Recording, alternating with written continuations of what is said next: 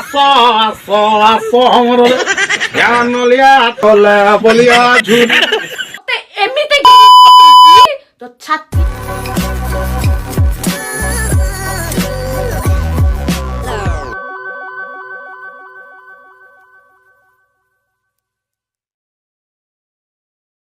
ସାଙ୍ଗମାନେ ହ୍ୟୁମାନ ସାଗରଙ୍କର ଏହି କଣ୍ଟ୍ରୋଭର୍ସି ପରେ ଲୋକମାନେ ତାଙ୍କୁ କେତେ କ'ଣ କହୁଛନ୍ତି ଏବଂ କିଏ କହୁଛି ଅଣ୍ଡା ମାଡ଼ ମାରିବ କିଏ ଚ୍ୟାଲେଞ୍ଜ ଦଉଛି ହ୍ୟୁମାନ ସାଗରକୁ ମୁଁ ଗେଡ଼ାଇସ୍ ବ୍ୟାଗ ଅଣ୍ଡା ମାରିବି କିଏ କହୁଛି ଟମାଟର ମାରିବ କିଏ କହୁଛି ପଥର ମାରିବ।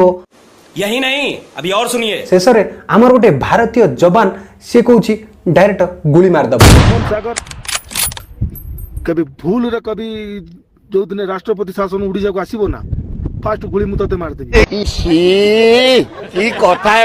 ସାଙ୍ଗମାନେ ଆମେ ଜାଣିଥିଲୁ ଯବାନ ମାନଙ୍କର ରକ୍ତ ଗରମ ରୁହେ ଏବଂ ସେମାନେ ବର୍ଡର ଉପରେ ଆତଙ୍କବାଦୀ ମାନଙ୍କୁ ସାମ୍ନା କରନ୍ତି ହେଲେ ମୁଁ ଜାଣିନଥିଲି ଏଇ ଯବାନର ରକ୍ତ ଏତେ ଗରମ ଅଛି ଯେ କଥା କଥାରେ ଯାହାକୁ ନଇ ତାକୁ ବନ୍ଧୁକ ଉଠେଇକି ଗୁଳି ମାରିଦେବ। कंट्रोल जो दिन राष्ट्रपति शासन उड़ीसा को आसीबो ना फास्ट गुली मु तते मार देबी ସାଙ୍ଗମାନେ ପ୍ରକୃତରେ ଏଇ ଭିଡ଼ିଓଟି ଓଡ଼ିଶାବାସୀଙ୍କ ପାଇଁ ଗ୍ରହଣୀୟ ନୁହଁ କାରଣ ଓଡ଼ିଶାବାସୀଙ୍କର ଭାବଧାରାକୁ ବହୁତ କଷ୍ଟ ଦେଇଛି ହେଲେ ବି ଏହି ଭିଡ଼ିଓଟିକୁ ନେଇ ଆମର ନିଶା ଦିଦି କ'ଣ କହୁଛନ୍ତି ଚାଲନ୍ତୁ ଶୁଣିବା। ବୁଝି ପାରୁଛୁ ହିମାନ ସାଗର ତତେ ଏମିତି କି ତ ଛାତି ଉପରେ ଗୋଡ଼ ରଖି ତ ରକ୍ତ ପିଇବି ମନେ ରଖିଥା ଆରେ ସେମାନେ ତ ଭୁଲ କରୁଛନ୍ତି ଇଏ ନିଶା ରାଣ୍ଡିରେ କ'ଣ ପାଇଁ ଗାଣ୍ଡି ଫାଟୁଛି ମତେ ଲାଗୁଛି ବୋଧେ କିଛି ପୁରୁଣା ଶତ୍ରୁତାକୁ ନେଇ ନିଶା ରାଣ୍ଡି ଟିକେ ଗରମ ହେଇଯାଇଛି ଆଜି। ତ ଦାନ୍ତ ଭାଙ୍ଗିଦେବି ତ 32 ଭାଙ୍ଗିଦେବି ହିମାନ ସାଗର ମନେ ରଖିଥା।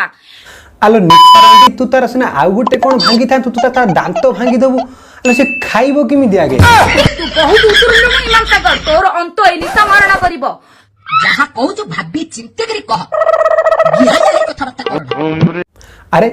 ନିଶା ରାଣ୍ଡିର ଏମିତି କ'ଣ ଗଲୁ ହେଲା ଯେ ଆଜି ହ୍ୟୁମାନ ସାଗରକୁ ଉପରେ ଚଢ଼ିକିରି ପୁରା ତାଙ୍କୁ ପୁରା ପାଟୁ ପାଟୁ କରିକି ବାଳ ନା ସାରା ବିଶ୍ୱବାସୀଙ୍କୁ ଯଦି ଭୁଲ ନ ମାଗୁ ତାର ପ୍ରାୟଶ୍ଚିତ ନ କରୁ ତାହେଲେ ତତେ ଏମିତି ଧୋଇବ ନିଶା ମହାରଣା ଯୋଉଟା କି ଓଡିଆ ଡିକ୍ସନାରୀରେ ନଥିବ ଡିକ୍ସନାରୀ ବାହାରେ ଥିବ ତତେ ଆଜି ୱାର୍ଣ୍ଣିଂ ଦଉଛି।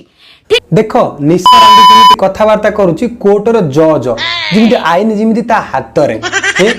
ହ୍ୟୁମାନ ସାଗର ଯଦି ଭୁଲ କରୁଛି ସେ ତା ଭୁଲର ପ୍ରାୟଶ୍ଚିତ କରିବ ତୋର ଏତେ ଗର୍ଜିବାର କାରଣ କ'ଣ? ये नारी भी कौन होउछंती कियो हाँ हाँ